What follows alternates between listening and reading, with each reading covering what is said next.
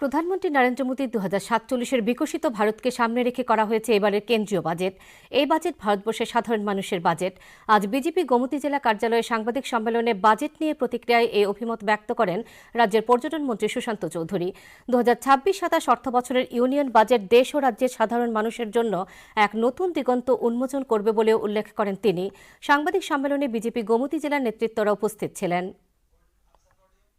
Domestic product বৃদ্ধি করা এবং এক্সপোর্ট বৃদ্ধি করে বিদেশি মুদ্রাকে কি করে আরো এনে দেশের অর্থনীতিতে যোগ করানো যায়, দেশের অর্থনৈতিক বুনিয়াদকে শক্তিশালী করা যায়, সেই বিষয়ে এবারকার বাজেটে লক্ষ্য রাখা হয়েছে। কৃষি, শিক্ষা, স্বাস্থ্য, মহিলাদের আরো ক্ষমতায়ন বা মহিলা ওমেন এম্পাওয়ারমেন্ট আমরা যাকে বলি, সে ওমেন এম্পাওয়ারমেন্ট, সোশ্যাল সেক্টর, সেগুলি তো রয়েছে।